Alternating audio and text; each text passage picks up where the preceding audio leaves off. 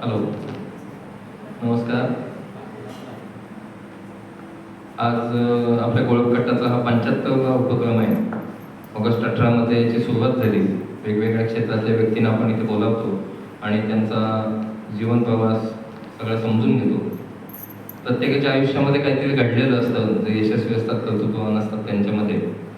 त्यांचे कष्ट असतात, संघर्ष असतं, यश असतं. त्या सगळ्याची या कार्यक्रमाच्या निमित्ताने ओळख होते. नाहीतर आपला जेवढा संबंध असतो तेवढंच आपल्याला माहिती असतं, पण या कार्यक्रमाच्या निमित्ताने त्याची नव्यानं ओळख होते त्या व्यक्तीची. असा या कार्यक्रमाचा उद्देश आहे. आज आपल्याला 75व्या कार्यक्रमासाठी मान्यवर म्हणून लाभले रत्नागिरीच्या कासारवेली येथील, ज्यांना रत्नागिरी जिल्ह्यामध्ये लावणी सम्राट अशी उपाधी मिळालेली आहे, असे पुरुष कलाकार श्री कुणाल पाटील आज आपल्याला मान्यवर लाभले. मी त्यांना विनंती करतो की त्यांनी व्यासपीठावर यावं. त्यांचा आपण जोरदार टाळ्यांनी स्वागत करूया. कुणालजी नमस्कार, बसा.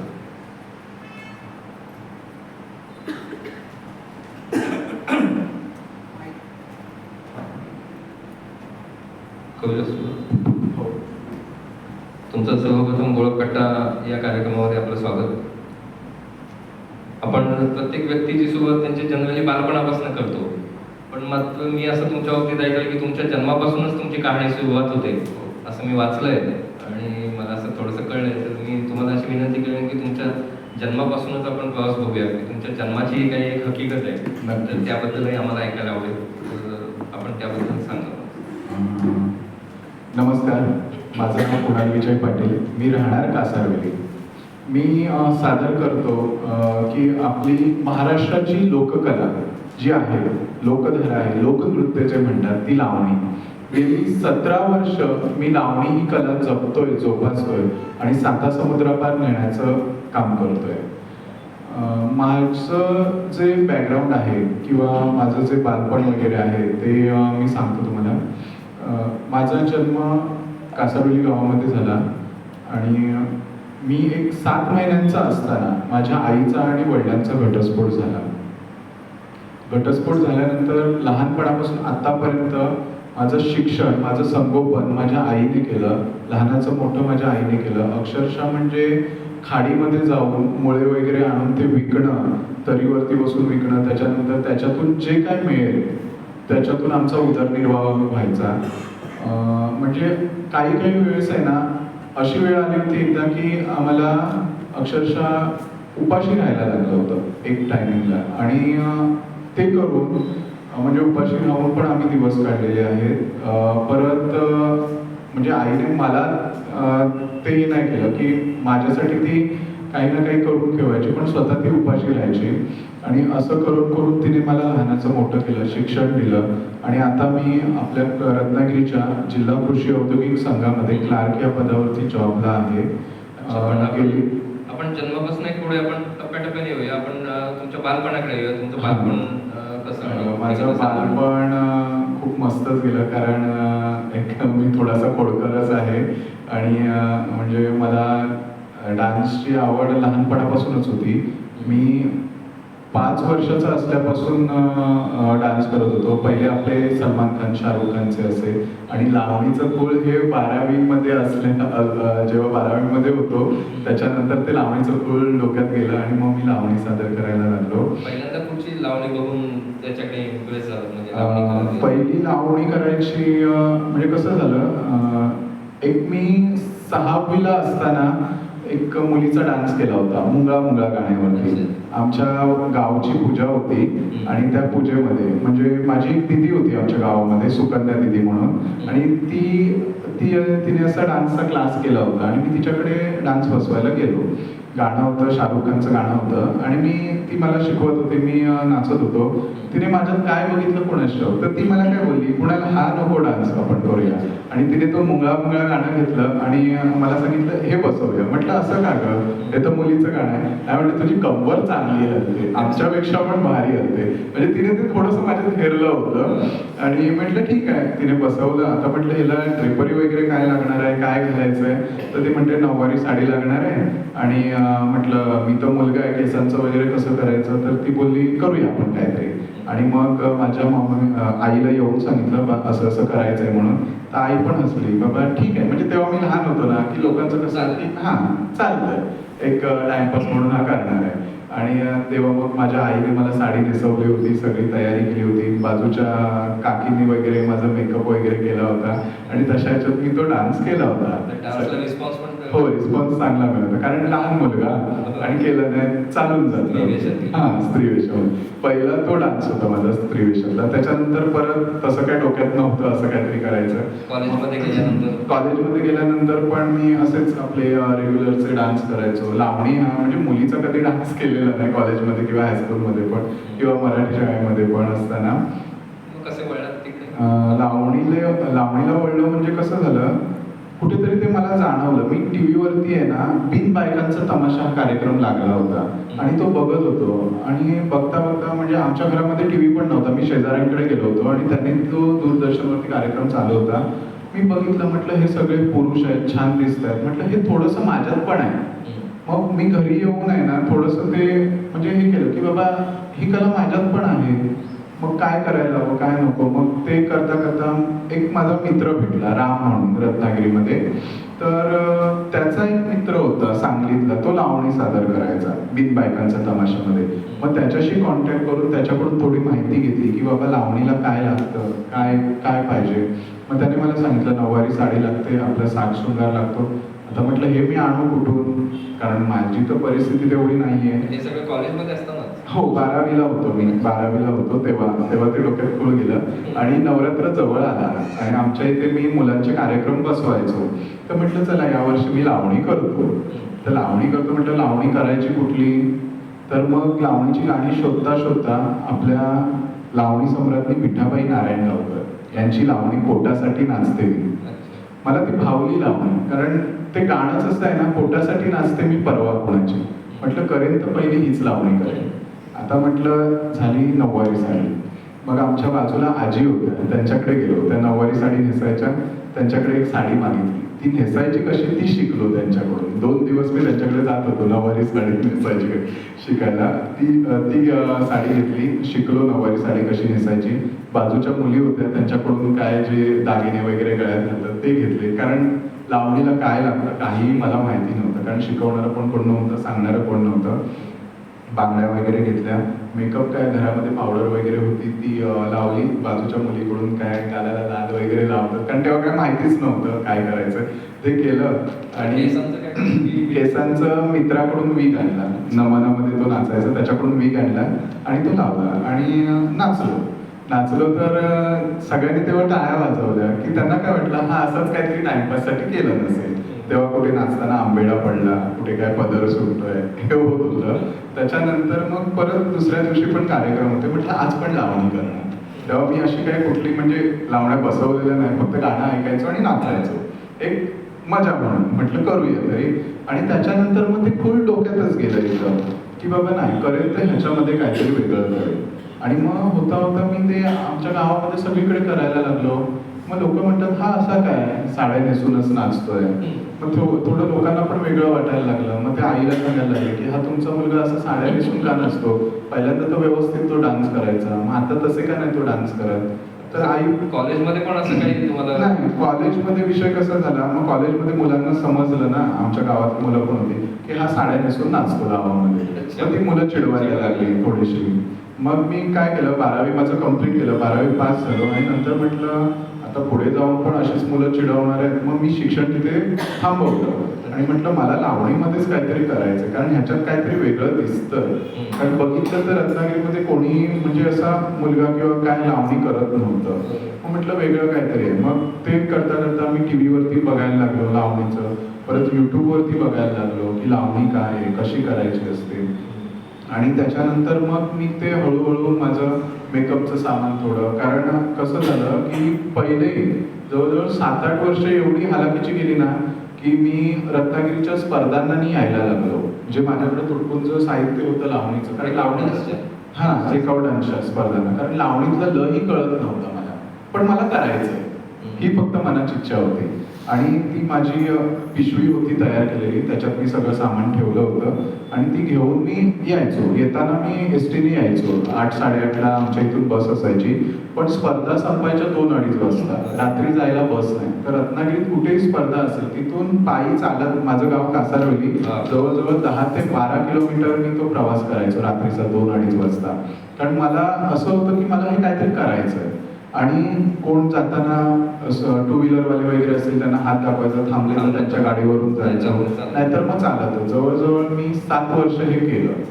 त्याच्यानंतर मग ते करता करता हळूहळू लोकांना समजायला लागलं की बाबा हा म्हणजे चांगलं करतोय लावणी.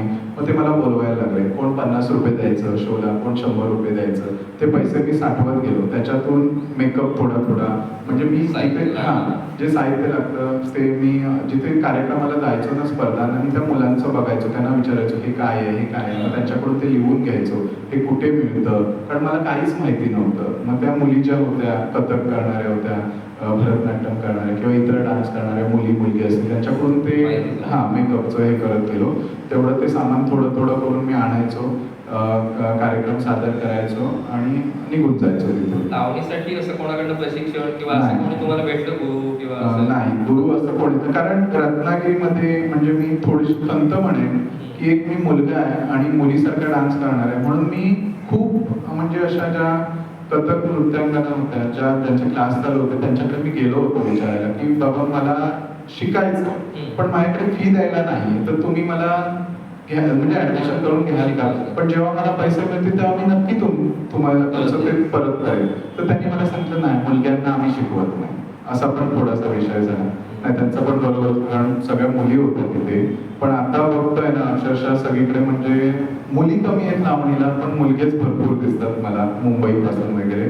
तर असा एक विषय झाला, त्याच्यामुळे थोडंसं ते शिक्षणाचंही राहिलं. पण मग मी ठाम केलं की बाबा नको शिकवू दे, उद्या मी जे करतोय ना ते माझ्याकडे मुलं शिकायला येतील आणि मी फ्रीमध्ये शिकवेन त्यांना, ही एक इच्छा होती. आणि आता ते मी करतोय. कोणीही मला विचारलं ना, इव्हन आता माझ्या फेसबुकवरती, इंस्टाग्रामवरती पण मला विचारतात, सर आम्हाला माहिती हवी, आम्हाला शिकायचं. मी बिनधास्त सांगतो या माझ्याकडे, मी शिकवेन. कारण माझी मिसेस पण बघते ना, माझ्या घरी किती मुलं आलेली असतात शिकायला, अख्ख्या रत्नागिरीतून येतात की आम्हाला दादा लावणी शिकायचे. मी शिकवतो, फ्रीमध्ये शिकवतो, मला काही नको. कारण का जे मी दिवस बघितलेत ना ते त्या मुलांना बघून ही इच्छा एक आहे. आणि स्पर्धा तुम्ही कधीपासून करायला लागला? स्पर्धा मी 2008 सालापासून मी स्पर्धेला यायला लागलो. आता 17 वर्ष झाली आहे. 2008 पासून यायला लागलो आणि 2012ला मला महाराष्ट्र शासनचा कलाश्री पुरस्कार मिळाला. कारण तेव्हा रवी किरण ही आपली संस्था आहे रत्नागिरीमध्ये, सांगलीची आलेली, त्यांच्या इथे मी कार्यक्रम करायला गेलेलो. त्यांनी मला बघितलं नाही की ह्या मुलाकडे काहीतरी वेगळं दिसतंय. मग त्यांनी मला येऊन भेटले, म्हणतात तुम्ही कधीपासून करताय, काय करताय. मग माझं बॅकग्राऊंड समजून घेतलं आणि मग ते बोलले की आमची एक अशी संस्था आहे, त्याच्यातून आम्ही दरवर्षी अशा कलाकारांना एक पुरस्कार देतो, तर आम्ही तुमचं नाव घेतोय त्याच्यासाठी, तर तुम्ही सांगलीला याल का? म्हटलं मी कोल्हापूरपर्यंतच गेलो, त्याच्या पुढचं मला काय माहिती नाहीये कसं यायचं, काय यायचं. तर ते बोलले आम्ही तुम्हाला सांगतो. आणि म्हटलं माझ्याकडे तेवढे पैसे पण नाही आहेत सांगलीला यायला, कारण कसं घरची परिस्थितीच अशी होती की आई माझं शिक्षण करेल की काय करेल त्या ह्याच्यावरती होतं. मग ते सर बोलले की मी तुला गाडी कसं देतो, पण तू ये त्या पुरस्काराला. मग मी गेलो सांगलीला. तो थायलंडवरून अधिकारी आले होते, त्यांच्या हस्ते तो पहिला पुरस्कार मला मिळाला आणि एवढं भारी वाटलं ना. पण तिथपर्यंत आहे ना अक्षरशः गावामध्ये सगळे लोक चिडवत होते. माझे नातेवाईक, म्हणजे खरं सांगायचं तर लोकांचा रिस्पॉन्स कसा होता की बाबा तू नाही, खूप बेकार होता, खूप बेकार होता तो. कारण मित्रांचं पण असं व्हायचं की मी कॉलेजला जेव्हा 12वीला जायचो आणि त्यांना समजलेलं ना हा साडी नेसून नाचतो, सगळं म्हणजे ना ते मुलं मला मिक्स नाही करायचं त्यांच्यामध्ये की हा असा काहीतरी पाहिल्यासारखा नाचतोय, तर ते मला एकट्याला पाडायचे आणि ते पण खूप वाईट वाटायचं. आणि जेव्हा गावातली मुलं, म्हणजे मी कुठे असं रस्त्याने चाललो असतो तरी पण मला चिडवायचे, मोठी माणसं चिडवायची, म्हणजे महिला वर्ग असेल तो पण बघणारे हा मुलींसारखा नाचतो, असं म्हणजे एक वेगळ्या दृष्टिकोनातून मला बघायचं. मग ते होता होता माझ्या घरपर्यंत पोहोचलं. मग माझी आई मला ओरडायला लागली की असलं काय करू नकोस, आपण सर्वसामान्य लोक आहोत, आपण असलं काय करायचं नाही, आपला समाज काय म्हणेल. तर मग मी आईला एकच सांगितलं होतं, ठीक आहे बाबा, जेव्हा आपण उपाशी राहिलो तेव्हा काय समाज तेव्हा आपल्या समाजाला नव्हता आपल्याला पोसायला, मग आपण समाजाचा का विचार करायचा?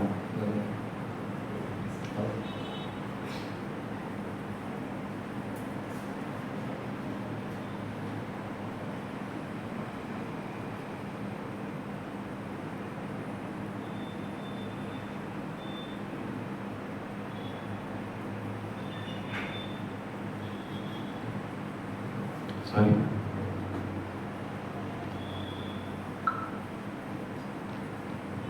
हे पण यातनं एक शिकण्यासारखं आहे की वेळ असते तेव्हा समाज कधी येत नाही आणि आपण आपले लोक काय म्हणतील, हा काय म्हणेल, तो काय म्हणेल याचा विचार करत बसतो अनावश्यकपणे. म्हणजे मला हेच टाळलं. आईचं पण चूक वाटत नव्हतं, कारण ती बरोबर आहे की आपण कुठे राहतोय, काय राहतोय, कशा ह्याच्यातून जगतोय, तर ती थोडासा तो पण विचार करत होती. आणि नंतर मग आमचे नातेवाईक सगळे ते तिला बडबडायला लागले की काय हा तुझा मुलगा असा साडी नेसून नाचतोय. तर आम्हाला लोक नावं ठेवत आहेत की आम्हाला विचारतात की हा तुमचा भाचा आहे ना, हा तुमचा भाऊ आहे ना, तर आम्हाला ते विचित्र वाटतं. मग ते आमचे नातेवाईक पण आमच्याकडे येणं टाळलं नाही होतं की नाही आम्ही तुझ्याकडे येणार. मग आई आणखीन भडकायची माझ्यावरती की काय करतोयस हे तू. तर मग मी स्पर्धेला यायला लागलो ना, तर तिला खोटं बोलून यायचो घरात. मी आता ती म्हणजे मी कायम आता तिला सॉरी बोललो, कारण मला काहीतरी वेगळं करायचं होतं म्हणून मी खोटं बोललो तिच्याशी. मी तिला सांगायचो की मी मित्राकडे अभ्यासाला जातोय. तर तिला खोटं बोलून जायचो, मित्राकडे जायचो, दुसऱ्या दिवशी सकाळी उठून यायचो, परत कॉलेजला जायचो, जेव्हा स्पर्धा असतील तसं. आणि फक्त रत्नागिरी पुरत्या मर्यादितच मी करायचो तिला. आणि त्याच्यानंतर तुम्ही कुठे कुठे स्पर्धेसाठी गेला होता? आता संपूर्ण महाराष्ट्रात फिरलोय सर मी 17 वर्षामध्ये. त्याच्यासाठी पण एकदा आपण गेल्या वर्षी 2024ला मला श्रीलंकेला आपल्या महाराष्ट्राची लावणी जी आहे ती सादर करण्याची संधी आली होती, पण माझ्याकडे विजा पासपोर्ट नव्हता, त्याच्यामुळे ती हुकली. आणि थोडंसं मिसेसचं आणि मम्मीचं पण होतं की तू एवढ्या लांब कुठे जाणार, तू तिथे हरवलंस तर. म्हणजे आता म्हणजे खूप आहे, मम्मीचं प्रेम माझ्यावरती खूप आहे, त्याच्यामुळे ते थोडंसं जाऊ शकलो नाही. पण भविष्यात नक्की जाण्याचा प्रयत्न करेन. नक्कीच चालूच आहे आता. तर महाराष्ट्रात म्हणजे मोठ्या मोठ्या स्पर्धांमध्ये हो हो, म्हणजे मुंबईला एक पुरुष लावणी स्पर्धा झाली होती. 60 पुरुष होते अख्ख्या महाराष्ट्रामधून. 60 पुरुष, सगळे पुरुष होते. आणि त्या ह्याच्यामध्ये मी भाग घेतला होता आणि तिथे माझा 3रा नंबर आला होता. डान्सची होती की लावणीची स्पर्धा होती पूर्ण. सगळे म्हणजे खूप प्रतिमहारथी होते ते. आणि त्या ह्याच्यामधून आम्हाला परीक्षक पण एक कुलगुरूच होते जे आपले लोकनृत्याचे. आणि त्यांनी बघितली माझी लावणी. पहिल्या 60 मधून 30 पुरुष वेगळे काढले होते, त्या 30 मध्ये माझा नंबर लागला होता. पण नंतर वाटत होतं की नाही बाबा 1, 2, 3 मध्ये मी तर काय बसणार एवढे मोठे, कारण मी तर त्या 2016ला ती लावणी स्पर्धा झाली होती. आणि तेव्हा माझं वय होतं जेमतेम मला वाटतं एक 27-28 आणि सगळे 40-45-50 वयाचे होते. हां कसलेले. म्हटलं आपला काय लागत नाही. पण तिथे पण 3रा नंबर आला होता माझा त्या लावणीला. तेव्हा पण मी ती 7-12 कोराची लावणी केली होती आणि परीक्षकांना पण खूप आवडली होती. अशी ती स्पर्धा मारली. त्याच्यानंतर नॅशनल लेवलच्या स्पर्धा केल्या, तालुकास्तरीय, राज्यस्तरीय ह्या पण स्पर्धा केल्या. आता माझ्या घरामध्ये जवळजवळ 250 ते 300 पारितोषिकं आहेत, पूर्ण कपाट भरलेले आहे. आणि आता जे कोण येतात ना आमच्या घरामध्ये ते आधी पहिलं विचारतात की ही बक्षिसं कोणाची. मग आई अभिमानाने सांगते की माझ्या मुलाचे तो लावणी सादर करतो. आता नातेवाईकांना अभिमान वाटत. हा, आता अभिमान वाटतो. आता सगळं बदललं. थोडंसं एक 7-8 वर्ष मला तो त्रास सहन करावा लागला, पण तो त्रास सहन करून पण मी ते बदललं की मला हे बदलायचं. आणि आता स्वतःहून ते लोक सांगतात ना की माझा भाचा आहे, लावणी करतो. कुठेही कोणी त्यांना विचारलं माणसाचं नाव झालं की कुणाल पाटील, ते स्वतःहून सांगतात हो माझा भाऊ आहे, लावणी करतो, तो भारी दिसतो ना असं. आणि कोणी मग त्यांच्याकडे नंबर मागितला की मग मला फोन करून सांगतात अमुक अमुकांना मी नंबर दिलाय, मी सांगितलं, मला त्यांना पण भारी वाटतं आमचा भाचा आहे, आमचा पुतणे आहे म्हणून असं. तुम्ही वेगवेगळ्या स्पर्धांमध्ये जिथे गेलात ना, तिथला एखादा विशेष लक्षात राहिलेला अनुभव किंवा असं एखादा? आता मागी गणेशोत्सव जवळ आलाय, तर मागी गणेशोत्सवातलाच किस्सा आहे. मी जेव्हा लावणी चालू केली होती आणि मागी गणेशोत्सवामध्ये मी रत्नागिरीमध्ये ज्या बैलबाग, परत आपला झाडगाव आणि विठ्ठल मंदिर इथे स्पर्धा होतात, तिथे मी स्पर्धेला जात होतो. आणि एकदा बैलबागेमध्ये असं झालं की स्पर्धा होती आणि मी स्पर्धेला गेलो. आणि त्याच्यानंतर आहे ना तिथे एक मुलगा आला, एक ग्रुप होता आणि त्या ग्रुपचे जे लीडर होत्या माई म्हणून, त्यांचा मुलगा होता. तर तो मुलगा मला बघितला आणि माझ्याजवळ आला. मला म्हणतो दीदी तू कुठली लावणी करणार आहेस? तर मग मी त्याला गाण्याचं नाव वगैरे सांगितलं. माझा डान्स आला. मी येऊन बसलो परत आणि तो माझ्या हाताला धरून मला म्हणतो की माझं एक काम आहे, माझ्या आईला भेट तू. मग मला तिथे आईजवळ नेलं आणि त्याच्या आईला तो सांगायला लागला ही मुलगी मला खूप आवडते. हां, तर मला 2 मिनिटासाठी आधी मला वाटलं मस्करी करत असेल आणि कारण त्याची आई मला ओळखत होती चांगलं. तर मग त्याची आई पण बोलली हां आवडते तुला? मग काय विचारायचं? तर तो बोलतो नाही मला आवडते, मी हिला प्रपोज करणार आहे. मला 2 मिनिटासाठी मस्करीच वाटली कारण त्या काकी पण ओळखीच्या होत्या. तो दिवस गेला. दुसऱ्या दिवशी परत आमची विठ्ठल मंदिरला स्पर्धा होती. तिथे पण तो आला. तिथे पण त्याने मला बघितलं की म्हणतो खरंच तू मला आवडतेस? तर म्हटलं तू मस्करी करतोस ना? तर म्हणतो नाही सिरियस. मग मी त्याला सांगितलं मी मुलगी नाही मुलगा आहे. कारण तेव्हाचा तोपर्यंत केवढा बसा झाला होता ना. ही मोठी कॉम्प्लिमेंट आहे. हां, खूप मोठी कॉम्प्लिमेंट. आणि म्हणजे मी नंतर पूर्वी ऐकलंय की बालगंधर्व जेव्हा स्त्रीवेशामध्ये नाटकं करायचे हा. आणि मी असे किस्से ऐकले तिथे हळदी कुंकवात जाऊन बसले तरी कोणाला कळायचं नाही बरोबर. हळदी कुंकू लागलं जायचं. बरोबर. म्हणजे ही अशी ही पण हां. तर मग त्याच्या आईला त्याने सांगितलं अगं तो ती मुलगी नाही मुलगा आहे. मग त्याची आई बोलली हो मुलगाच आहे तो. मग तो म्हणतो असं कसं झालं? मला का नाही तू पहिलं सांगितलंस? मी 2 दिवस मुलगी म्हणून समजतो आणि मला ती आवडते. आणि त्याच्यानंतर तो एवढा हे झाला ना की तो रत्नागिरी सोडून मुंबईलाच निघून गेला. तर नंतर आतापर्यंत तो रत्नागिरीत त्याने पाऊल ठेवलं नाही. त्याने लग्न वगैरे केलं. पण त्याची आई कायम मला भेटते ना की म्हणतो कुणाला बघ त्याच्या डोक्यावरती एवढा परिणाम तुझ्याचा की तो रत्नागिरीत यायलाच मागत नाहीये. आणि बाहेरगावी एखादी मोठ्या स्पर्धेमधला एखादा अनुभव आला हा मोठ्या स्पर्धेमधला विषय कसा झाला एक रेकॉर्ड डान्स स्पर्धा होती Chiplun all India dance competition. आणि तिथे मी गेलो होतो आणि तिथे परीक्षक होते आणि मी एक स्टेप अशी ठेवली होती लावण्याची. डोक्यामधलं गुलाब असं काढून गोल फिरवायचं आणि परीक्षकांवरती फेकायचं. तर मी ते केलं. माझा डान्स संपला आणि जे मुंबईचे परीक्षक होते सर ते आले तेच गुलाब घेऊन मला म्हणतात मॅडम तुम्ही छान डान्स केला.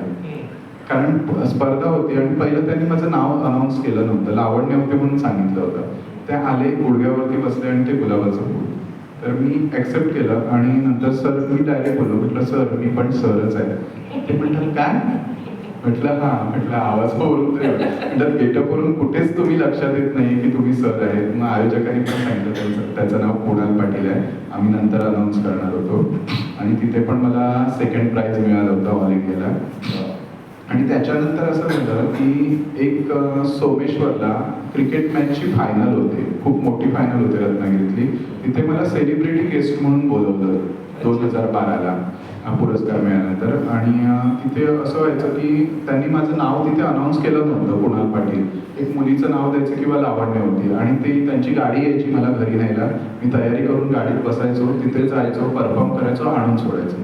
सलग 2 वर्ष असं झालं. 3ऱ्या वर्षी गंमत झाली एक अशी की तिथलीच एक व्यक्ती जी 2 वर्ष माझ्यावरती प्रेम करत होती हे तिला माहिती होतं बाकी कोणाला माहिती नाही.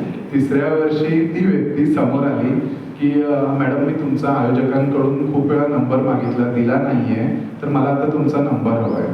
तर म्हटलं माझा नंबर? तर म्हटलं ठीक आहे देतो चेंज झाल्यावर मी देतो. तर मग ते बोलले की देतो काय? देते ना. म्हटलं नाही मी मुलगा आहे. म्हणतात काय मुलगा आहे? कारण त्याच्या अगोदर एक मी गाणं केलं होतं हिंदी गाणं जे आय लव्ह यू प्यार करो छू हे गाणं. तर त्या गाण्यावरती मी नाचत नाचत स्टेजवरून खाली आलो होतो पब्लिकमध्ये आणि तीच व्यक्ती समोर येऊन गुडघ्यावर बसून गुलाबाचं फुल देऊन मला आय लव्ह यू बोलून गेली होती. मी म्हटलं काहीतरी एक मस्करीचा पार्ट असेल त्या ह्याच्यातून मी घेतलं होतं. पण ती बॅक स्टेजला व्यक्ती भेटायला आल्यानंतर मला म्हणते मी तुमच्यावरती 2 वर्षापासून प्रेम करतोय. म्हटलं दादा सॉरी मी पण तुझाच भाऊ आहे. असा विषय झाला. म्हणजे हे असे किस्से खूप आहे अजूनही होतात.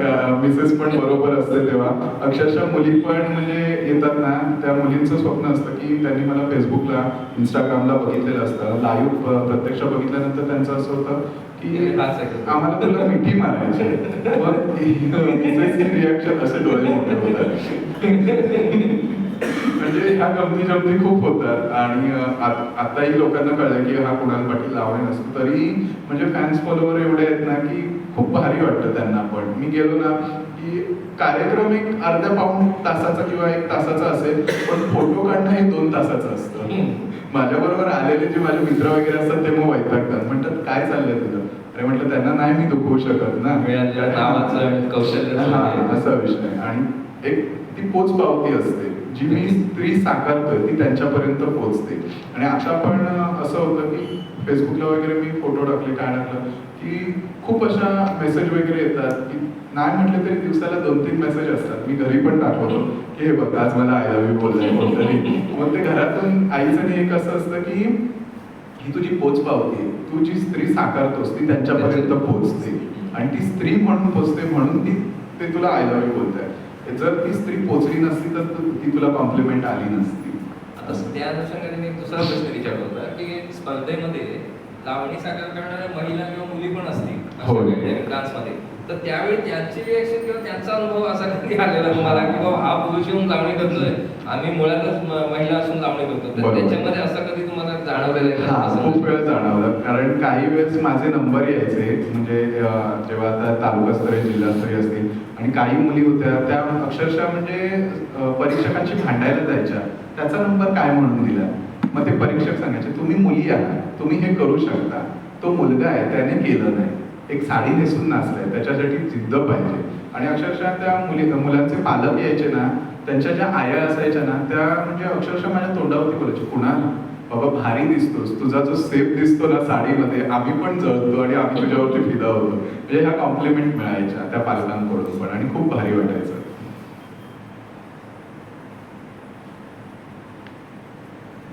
आणि जेव्हा मी लावणी सर चालू केली ना त्याच्यानंतर असं झालं की मी स्पर्धेला जायचो. प्रत्येक मुलांच्या घरातले पालक असायचे, आई वडील वगैरे असायचे, माझ्या घरातलं कोणच नसायचं. ते पण खूप वाईट वाटायचं. मी घरी येऊन आईला बोलायचो की बाबा तू चल, तू चल ना माझ्यावर. तर आई काय बोलायची की तू जा, तू कर, माझा सपोर्ट आहे.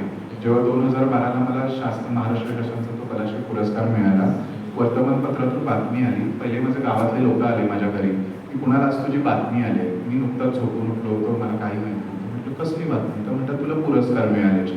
म्हटलं हो. आणि नंतर माझ्या गावामध्ये ग्रामपंचायतीमध्ये माझा सत्कार झाला, माझ्या गावातल्या शाळेमध्ये सत्कार झाला, आजूबाजूचे लोक येऊन मला अभिनंदन करत होते. मग तो पेपर मी घरी आणल्यानंतर दुसऱ्या दिवशी आई दारात उभी राहून सगळ्यांना तो पेपर दाखवते, माझ्या मुलाची बातमी आली, त्याला पुरस्कार मिळाला लावणीसाठी. आणि मग तेव्हापासून तिने पण तिच्या मनात होतंच की तू काहीतरी वेगळं करशील, पण म्हणते शेवटी समाज आहेत, आपले नातेवाईक आहेत, त्यांना पण आपल्याला टाळून जमणार नाही. मग तेव्हापासून ती सरळ सांगायला लागली तू जा घर बिंदा, मी तुझ्या पाठीशी आहे. मी तिथे येऊ नाही शकले तरी पण मी तुला घरातून सपोर्ट करते. पण गावामध्ये जेव्हा माझा कार्यक्रम असतो ना तेव्हा पहिली खुर्ची ती नेऊन ठेवते स्वतःची की माझ्या मुलाचा कार्यक्रम आहे, जागा मिळणार नाही. आणि होतंच असं की आता मी जवळजवळ 17 वर्ष लावणी झाली आणि पहिली दुसरीपासून मी गावामध्ये कार्यक्रम करतोय डान्सचे ना. तर आता नवरात्र लागला ना की पहिलं सगळ्यांचं असतं की कुणाला तुझा कार्यक्रम कधी आहे. हां, पहिल्यांदा लोकांनी नावं ठेवली होती, पण आता म्हणजे अक्षरशः आमचे ते कमिटीवाले पण म्हणतात ना की ह्याचा कार्यक्रम झाल्याशिवाय नवरात्र कम्प्लीट झालेला आम्हाला वाटत नाही. आणि आता जवळजवळ मी 20-25 वर्ष तिथे कार्यक्रम करतोय स्वतःच्या गावामध्ये, कोणताही मोबदला न घेता. आणि तेही मला तेवढाच म्हणजे हे करतात, कुठलाही पुरस्कार नाही काय नाही तर तेवढंच मला आता सपोर्ट करतात गावातून. आता लावणीसाठी जी लेखोई पहिल्यांदा तुम्हाला खूप अडचणी आल्या. हो. आता तुमचं सगळं तुम्ही मेकअप पासून हो, आता माझ्याकडे लावणीच्या साड्यांचे 10 सेट आहेत. आता एक जवळजवळ 4-5 वर्ष ते शिवण्याचं काम, माझी साडी आणि ब्लाऊज डिझाईनचं काम माझी मिसेसच करते. त्याच्या अगोदर जे माझ्याकडे येणारच होतो की त्यांचं लावणीमुळे तुमच्या डान्समुळेच त्या मिळालं कसं काय माझी जी नोकरी आहे सुद्धा की नाही पुरुष लावणी करतोय असं असताना सुद्धा हे महत्वाचं. माझी जी नोकरी आहे ती पण माझ्या लावणीमुळेच मिळालेली आहे. म्हणजे मी तर आता म्हणेन माझ्या आयुष्यामध्ये जेवढं मिळालंय ना. त्या नोकरीचा पण किस्सा सांगा. नोकरीचा किस्सा असा झाला की मागी गणेशोत्सवाच्याच दिवसामध्ये झाडगावला मागी गणपती बसतो, तिथे मी डान्स करायला गेलो होतो आणि माझे मामा बरोबर होते. तर त्या मामांच्या ओळखीच्या त्या मॅडम होत्या, त्या ऑफिसमध्ये आहेत. त्या मामांनी त्यांना सांगितलं हा असं माझा भाचा आहे, 12वी कंप्लीट झाली आता आणि असे तो डान्स करतोय, पण परिस्थिती एकदम गरीब आहे, तर तुमच्या ऑफिसला जर जागा असेल तर सांग त्याला. ते झालं एक 15 दिवसांनी त्या मॅडमचा मला फोन आला की असं आहे. नाही माझ्याकडे तेव्हा मोबाईल नव्हता, मामांना फोन केला होता की त्या भाच्याला तुम्ही बोलवाल का, आमच्या इथे एक जागा आहे क्लार्कची, तो येईल का, करेल का. तर ते बोलले सांगतो त्याला. मग त्यांनी आमच्या शेजाऱ्यांकडे फोन केला आणि मी तसाच गेलो होतो ऑफिसला तिथे इंटरव्ह्यूसाठी. इंटरव्ह्यू दिला, सरांनी सांगितलं मी तुला 4 दिवसात कळवतो आणि 4 दिवसांनी परत फोन आला की तू ये म्हणून जॉबला. मी गेलो 2-2.5 वर्ष मला टेम्पररी ठेवलं आणि त्याच्यानंतर परमनंट केलं. वा. की हां, म्हणजे मी हे तिथे खऱ्या अर्थानं आलेला मिळालेले दाद हां, मिळतात. तर त्या मॅडम शेटे मॅडमनी मला तिथे जॉबला लावलं. खरंच मी त्यांचे आता जवळजवळ 15वं वर्ष चालू आहे तिथे नोकरीला पण, की म्हणजे खूप मी त्यांचे उपकार मानतो की त्यांनी मला एवढ्या चांगल्या ठिकाणी जॉबला हे केलं. आणि ते झाल्यानंतर लग्नाचं म्हणाल तर जी माझी आता मिसेस आहे स्वाती पाटील, त्यांच्यासाठी पण आपण जोरदार टाळ्या वाजवूया, त्याच्याकडे किती आलेले आहेत. तर तिचं असं स्वप्न होतं की तिने मला खूप ठिकाणी बघितलं होतं लावणी करताना. ती जिथे राहायची तिथे पण मी 2-3 स्पर्धेला गेलो होतो. तर तिचं स्वप्न असं होतं की ह्या मुलाबरोबर मला फोटो काढायचा आहे. आणि ती रत्नागिरी महोत्सवाला वगैरे माझे कार्यक्रम व्हायचे तिथे ती यायची, पण फोटोला खूप गर्दी असायची. माझा कार्यक्रम झाला की तर तिला फोटो काढायला मिळायचं नाही आणि मी लगेच निघून जायचो तिथून. तर मग तिची मैत्रीण, ती माझी मानलेली बहीण होती, तर तिच्याजवळ ती बोलली की असं असं एक मुलगा आहे लावणी करतो, तर त्याच्याबरोबर मला फोटो काढायचा आहे. मग ती बोलली की तो माझा भाऊच आहे. आणि अनायसे मग माझा मांडवी पर्यटन महोत्सव होता, तिथे कार्यक्रम होता. तर मग तिने त्या बहिणीकडे मी मेकअपला गेलो, ती मांडवीत राहते. तर मेकअप करता करता मी ब्लश लावत होतो आणि ती मला पटकन बोलली, अरे एक मुलगी आहे ना, ती तुला लाईक करते. म्हटलं काय? म्हटलं लाईक करते. हां, म्हटलं ठीक आहे बाबा, कारण खूप मुली लाईक करत होत्या आणि माझ्या डोक्यात काय नाही, माझ्या डोक्यात फक्त एकच होतं, माझा डान्स, माझं घर आणि माझी नोकरी. कारण खूप मुली माझ्याकडे शिकायला यायच्या, मी त्यांना बहीण म्हणूनच मानायचो. त्या ह्याच्यातून मी त्यांना लावणी वगैरे शिकवायचो. आणि ती मग डायरेक्ट बोलताना बोलली, अरे ती पर्सनली लाईक करते. मी ब्लश असा होता, मी म्हटलं असं झालं होतं 2 मिनिटात. म्हणते होय, आणि आज ती येणार आहे तुझा डान्स बघायला, तिला तुझ्याबरोबर फोटो काढायचा. म्हटलं ठीक आहे, येऊ दे. तर त्या दिवशी नेमकं आमची भेट झाली नाही काही कारणास्तव, आणि दुसऱ्या दिवशी ती आली, आम्ही भेटलो. मग नंबर एक्सचेंज केले आणि एक बोलता बोलता आमचं असं झालं मेसेजवरती. मी तिला पटकन बोललो, हां सिस्टर बोल ना. म्हणजे माझ्या घरातूनच संस्कार असे होते की समोरच्या मुलीला आपण बहीण म्हणायचं. तर ती पटकन मला बोलली की मला तू सिस्टर बोलू नको, मी तुला पर्सनली लाईक करते, मला तो आवडतो. मग मी तिला एकच सांगितलं, आपण आधी भेटूया, मी तुला सगळी माझी स्टोरी सांगतो, त्याच्यानंतर तू विचार कर. आम्ही भेटलो, त्याच्यानंतर मी तिला सगळं सांगितली, माझी घरची परिस्थिती काय आहे, की मी अशा ठिकाणी नोकरीला आहे, मी असं होतं आणि मला लावणी करायची. जर तू मला त्याला साथ देणार असेल तर मी पुढचा विचार करेन. कारण असं झालं होतं ना, माझं 27 वय झालं होतं आणि घरातून लग्नाचा विचार करत होते. 2-3 मुली बघून झाल्या होत्या, पण त्या मुलीच्या घरातल्यांनी नाकारलं होतं, कारण हा मुलगा साडी नेसून नाचतो. आणि त्यांच्या गावामध्ये जाऊन पण मी कार्यक्रम केले होते की हा साडी नेसून नाचतो. अक्षरशः म्हणजे एका मुलीचे वडील आणि काका होते ना, ते माझ्या घरी ऑफिसला येऊन मला समजावून गेले होते की तुम्ही हे सोडा. हां, आमची एकुलती एक मुलगी आहे, आम्ही सगळी प्रॉपर्टी तुमच्या नावावरती करतो. म्हटलं सॉरी, मला नाही जमणार, कारण 17 वर्ष घटवलेत मी ह्याच्यासाठी. मी काय केलंय, काय खस्ता खाल्लाय माझं मला माहिती आहे, मी ह्याच्यासाठी सोडू शकत नाही.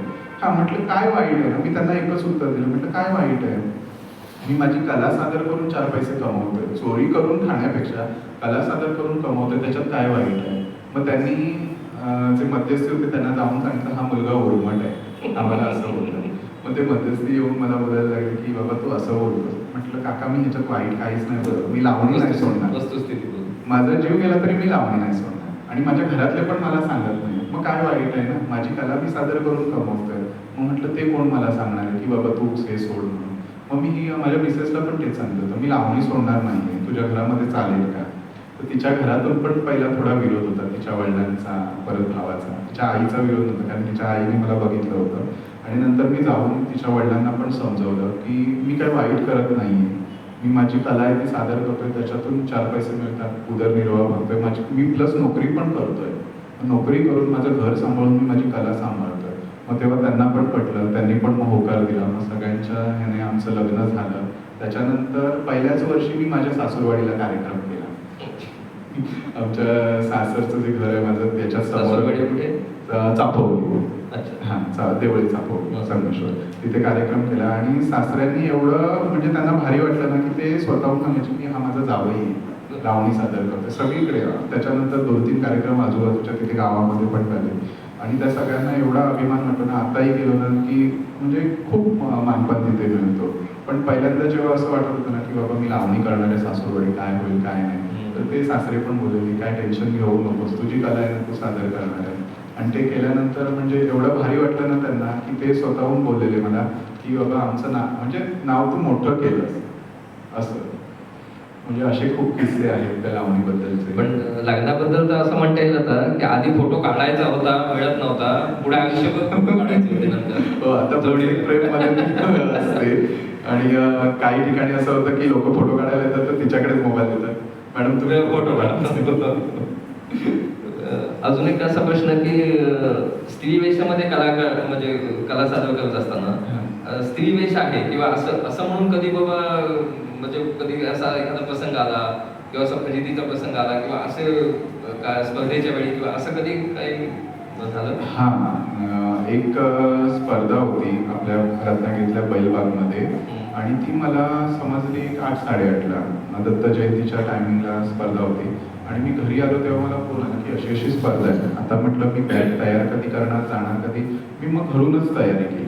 घरून तयारी केली, माझी गाडी काढली, त्याच गेटअपमध्ये मी शॉल वगैरे घेतली आणि घरून निघालो गाडी तळवरती आलो, तिथून रस्ता बंद होता कारण की वरती स्टेज बांधलेला होता. आता म्हटलं मला जेल रोडच्या इथून जावं लागणार. मग मारुतीच्या आळीमध्ये मी गाडी घातली. मारुतीच्या आळीमध्ये गाडी घातल्यानंतर तिथे 2 मुलं होती, त्यांनी मला बघितलं त्या गेटअपमध्ये आणि मी गाडी पुढे गेल्यानंतर त्यांनी पण स्वतःची गाडी मागून आणली आणि मागून ते माझा पॅटलॅक करत आले. जेल रोडच्या इथे गेल्यावर जवळ गाडी आणली. म्हणतात मॅडम कुठे चालत तुम्ही एवढ्या तयारी करून? तर म्हटलं माझा कार्यक्रम आहे, मग आम्ही पण येऊ का बघायला? म्हटलं हां या. आणि ते परत मागून आले तर मला म्हटलं तुमच्याबरोबर कोण नाही आहे का? तर म्हटलं नाही आहे. तर तुम्ही सिंगल आहात? म्हटलं हां सिंगल आहे. तर म्हणतात कार्यक्रम कुठे आहे? म्हटलं आता बैलबागेमध्ये. ठीक आहे आम्ही येतो बघायला. आणि तो दुसरा मुलगा म्हणायला लागला की मला तुम्ही म्हणजे खूप आवडलं आहे तर मी तुम्हाला प्रपोज करतो. म्हटलं मी तशीच गाडी फास्ट मारली, तिथे कार्यक्रमाच्या ठिकाणी गेलो, लावली. माझं मित्राचं घर होतं, डायरेक्ट घरात गेलो आणि त्याच्या वडिलांना म्हटलं असा असा प्रकार घडलाय. ते लोक बाहेर आले, त्यांनी बघितलं त्या मुलांना. ते मुलं थांबले नाही, 2 मिनिटामध्ये गाडी काढून पळ काढला त्यांनी. म्हणजे असे पण किस्से थोडे झालेले आहेत. तुम्ही लावणी एकदा तुम्ही डान्स करायला लागला, लावणी सोडून इतर याच्याकडे कधी वळावंसंच वाटले नाही? नाही वळावसं म्हणजे आता शोला मी जास्त लावणीच करतो. हे वेस्टर्न पण करतो, पण वेस्टर्न कुठे बाहेर असतील कार्यक्रम तर, पण आपल्या कोकणामध्ये आपल्या रत्नागिरीमध्ये जर माझा कार्यक्रम असेल तर पूर्ण मराठी कार्यक्रम. तिथे मी लावणी, कोळी गीत, छत्रपती शिवाजी महाराजांचं आम्ही आगमन दाखवतो, कॉमेडी स्किट असतात त्याच्यामध्ये. आता तुम्ही ग्रुप किंवा माझा ग्रुप 10 वर्ष चालू आहे. कारण मी जेव्हा एक स्पर्धा करायला लागलो आणि नंतर माझं वय वाढायला लागलं तर म्हटलं बरोबर माझी छोटी छोटी मुलं यायला लागली. आता म्हटलं मी त्यांच्याबरोबर स्पर्धा करू शकत नाही. काही ठिकाणी मी परीक्षक बसायला लागलो. मग म्हटलं ते स्पर्धेला जाऊन चुकीचं दिसतंय. पण म्हटलं लावणी आपल्याला ठेवायची आहे चालू. मग काय करायचं तर मग मी माझा ग्रुप केला एक छोटासा. असे शो बी किंवा असे पण आता तुम्ही? हो आता ऑल महाराष्ट्रामधून शो माझे चालू असतात. आता परवाच्याच दिवशी आम्ही 4 दिवस रोहा महोत्सवला माझा कार्यक्रम होता माझ्या ग्रुपचा. रायगडला रोहा महोत्सवला. यंदाचं 2रं वर्ष. गेल्या वर्षी पण त्यांनी आम्हाला बोलवलं होतं. 2 दिवस आम्ही केले होते आणि 3ऱ्या दिवशी तिथल्या प्रेक्षकांनी त्या आयोजकांना सांगितलं होतं की 3ऱ्या दिवशी पण ह्यांचाच कार्यक्रम हवा. पण माझ्या ऑफिसची सुट्टी नव्हती आणि मुलांचं कॉलेज पण होतं, जमलं नाही. तर यंदा त्यांनी 4 दिवस आम्हाला सलग सांगितलं होतं. आता 4 दिवस आम्ही करून 5व्या दिवशी पण तिथल्या प्रेक्षकांनी हट्ट धरला की तुमचाच कार्यक्रम पाहिजे. पण ते नाही शक्य झालं. पण त्या शो मध्ये साधारण काय काय तुम्ही करता? आता आमचा जो कार्यक्रम आहे तर पहिला बॅनर मी ओपन केला होता 2016ला, नखरेल नार उडवी लावणीचा भाग. त्याच्यामध्ये पहिली सुरुवात म्हणजे मानधन मी घेतलं होतं फक्त 5,000 रुपये. 5,000 रुपयात मला 3 तासाचा कार्यक्रम करायचा होता. कारण जेव्हा त्या आयोजकांचा फोन आला, मी त्यांना बोललो होतो की मला काहीतरी वेगळं करायचं आहे तर तुम्ही मला संधी द्या. काळबादेवी गावामध्ये महाशिवरात्रीनिमित्त त्यांनी ठेवला होता कार्यक्रम आणि 12:30ला त्यांचा फोन आला मीटिंग चालू असताना की कोणाला आम्ही तुला 1 दिवस द्यायचोय, तुझं मानधन सांग. मी डायरेक्ट तोंडातून शब्द उच्चारला 5,000 रुपये. कारण त्याच्या पलीकडे आपल्याला माहितीच नव्हतं ना काय ते. आणि 5,000 सांगितले, ओके बोलले, त्यांनी डन केलं आणि मी झोपलो. दुसऱ्या दिवशी उठल्यानंतर असं डोक्यात आलं 5,000 मध्ये मी 3 तासात काय करणार आहे? मी एकटाच तर नाचणार नाही, मला सहकलाकार पाहिजे, निवेदक पाहिजे, थोडंसं काहीतरी कॉमेडी पण दाखवायचं, सिंगर पाहिजे. मग म्हटलं कसं काय मॅनेज करू? मग त्या आयोजकांना फोन केला, म्हटलं 5,000 मला जमत नाही आहे, थोडं वाढवून द्या. ते बोलले नाही झालं पीक तू काय ते कर. आता म्हटलं करू काय? मग तसंच माझे मुंबईतले मित्र होते, त्यांना फोन केला जे लावणी करतात. तर म्हटलं असं असं आहे. तर ते बोलले तू घेतलायस ना कार्यक्रम, बिंदास घे, आम्ही येतो, तू आम्हाला काही देऊ नको. त्याच्यावरती ती 2-3 मित्र आले. त्याच्यानंतर आता निवेदक राहिला. मग एक अक्षय चाळके म्हणून आहे जो आता खूप हाय लेवलला निवेदन करतो, त्याला फोन केला. तर तो पण तयार झाला. म्हटलं बघ बाबा पेमेंट एवढं आहे, मी तुला 700 रुपये करेन. तो पण तयार झाला. तो आला. त्याच्यानंतर एक आपल्याला आता डान्सर तर झाले आम्ही तिघं चौघं, निवेदक झाले, तर वेगळं काहीतरी म्हणून आपल्याला एखादा सिंगर बोलवायचा आहे. तर मग चिपळूणचा एक मित्र आहे माझा, सुदेश मोहिते म्हणून. तो लेडीज आणि जेंट्स दोन्ही आवाजात गाणं म्हणतो. मग त्याला फोन केला. तर तो म्हणतो हां येतो ना मी, तुम्हाला पेमेंट वगैरे नको देऊ, जाणं येण्याचं ते फक्त खर्च. चालेल, तो झाला. दुसऱ्या मित्राला एका समजलं वाशीच्या, मी असं असा कार्यक्रम चालू करतोय. तो बोलतो मला बोलव. आणि म्हटलं ये ना, आनंदच आहे. आणि तसा आम्ही एक 5 ते 6 जणात फक्त डान्सर, एक सिंगर आणि निवेदक असा आम्ही तो 3 तासाचा कार्यक्रम केला. परमेश्वराची एवढी कृपा की तिथे आम्हाला प्रेक्षकांमधून बक्षीसच 7,000 आलं. वा. हां. आणि नंतर मग मी त्या सगळ्या मुलांचं जे पेमेंट होतं ते देऊन टाकलं. सगळे म्हणजे सगळे खुश झाले. त्याच्यानंतर तिथूनच आम्हाला पुढे 2-3 कार्यक्रम मिळाले. ते करता करता आता मी त्या कार्यक्रमामध्ये थोडा मग बदल करायला लागलो की आता हे डान्सर आहे, सिंगर आहे, निवेदक आहे आपला, मग कॉमेडी पाहिजे काहीतरी, जसं रसिक प्रेक्षकांना पाहिजे असेल त्या प्रकारे आपण कार्यक्रम करायला लागलो. आणि तो नखरेल नारचा एक 8 वर्ष कार्यक्रम चालवल्यानंतर 8 वर्षानंतर मी रंग हा लावणीचा म्हणजे कुठेतरी असं जाणवत होतं की माझ्या कार्यक्रमामध्ये रत्नागिरीचं नाव आलं पाहिजे. मी रत्नागिरीत राहतोय म्हटल्यावर. तर ते नाव एका मैत्रिणीने मला सुचवलं, रंग हा लावणीचा जल्लोष रत्नागिरीच्या कलाकारांचा. कारण ह्या कार्यक्रमामध्ये संपूर्ण रत्नागिरी जिल्ह्यातले कलाकार आहेत. गुहागरमधला एक मुलगा आहे, लांजामधली एक मुलगी आहे, राजापूरमधली एक मुलगी आहे, परत आपल्या रत्नागिरीतले कलाकार आहेत. हा असा 3 तासाचा आम्ही कार्यक्रम करायला लागलो. त्या कार्यक्रमामध्ये लावणी, कोळी गीत, छत्रपती शिवाजी महाराजांचं आगमन दाखवतो, साईबाबांचं आगमन दाखवतो आपण रंगमंचावरती. परत कॉमेडी स्किट असतात जे चला हवा येऊ उद्यामध्ये असतात त्याप्रमाणे. परत कराओकेची गाणी 2-3 असतात आणि निवेदन असतं. असा पूर्ण व्हरायटी शो असा 3 तासाचा आपण करतो. आणि त्याच्यातून सांगायचं असं होईल की ह्याच्यामध्ये जी मुलं आहेत ना, ती अशी मी मुलं निवडून घेतली आहेत की जे माझं बॅकग्राऊंड होतं ना त्याप्रमाणे, की त्या मुलांना जे मी मानधन देतोय त्याच्यातून ते आपला घर खर्च चालवतील. आणि खरंच ती मुलं चालवतात ते घर खर्च. एक मुलगी अशी आहे ना की आता ती म्हणजे तिचं हे झालं आपलं नर्सिंगचं झालं पूर्ण आणि ती मुंबईला आहे एका हॉस्पिटलमध्ये कामाला.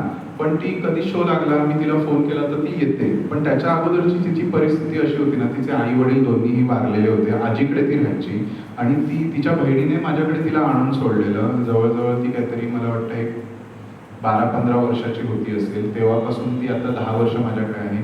तर ती त्याच्यातून जे मानधन मिळायचं पर शोला तिला 1000-1200 आणि त्याच्यातून जे रसिक प्रेक्षकांचं बक्षीस असतं ते पण त्या मुलांना मी देऊन टाकतो. ते माझ्याकडे घेत नाही. तर त्याच्यातून अक्षरशः ती घराचा खर्च, आपल्या कॉलेजची फी ती भरत होती. त्याच्यावरून तिने नर्सिंग केलं. म्हणजे तिची आजी स्वतःहून सांगते की नाही की बाबा आता ती मला हातभार लावत होती तुझ्या कार्यक्रमात. म्हणजे एवढा अभिमान. परत एका मुलीने ते पैसे आपले साठवून आपल्या घराची भरभरणी होती तेव्हा सगळ्या घरातील लोकांना तिने कपडे शिवले. परत आता एक मुलगी 10वीच्या वर्षाला आहे, ती 8वी आता एक 3-4 वर्ष झाली माझ्याकडे आली आहे.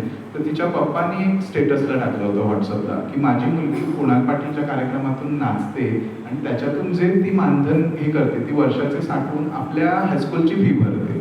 हे त्यांनी स्टेटसला ठेवलं होतं. मला एवढा अभिमान वाटला ना की आता मी परवाच्या दिवशी ते फाटक हायस्कूलला गेलो होतो. एक प्रमुख पाहुणा म्हणून मी माझी विद्यार्थी आणि मला बोलवलं होतं.